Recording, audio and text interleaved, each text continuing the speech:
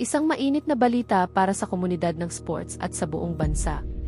Nagbigay na ng opisyal na update ang PNP si IDJ sa pamilya ng yumaong Ateneo rookie basketball player na si Rin Baterbonia. Ito ay may kaugnayan sa malagim na insidenteng naganap noong June 8 sa Dipakulaw, Aurora. Mga katropa, tutukan natin ang mga pinakabagong detalye sa kasong ito. Noong Martes, June 30, mismong ang mga opisyal ng CIDH ang humarap at nagbriefing sa mga magulang ni Rin. Sa pagpupulong na ito, ipinakita ng mga otoridad ang takbo at progreso ng kanilang investigasyon. Mariing nangako ang CIDH sa pamilya ng student-athlete na hindi nila bibitawan ang kaso.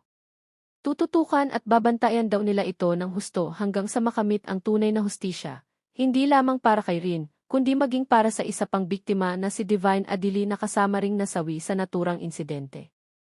Ngunit ano nga ba ang pinakamalaking revelasyon sa briefing na ito? Ibinunyag ng CIDJ na nailatag na nila ang mga resulta ng investigasyon at mayroon na silang mga inirerekomendang kaukulang kaso. At ang ikinagulat ng marami, kabilang sa mga inirekomendang sampahan ng kaso ay ang dating head coach ng Ateneo na si Tab Baldwin, kasama ang 10 pang individual.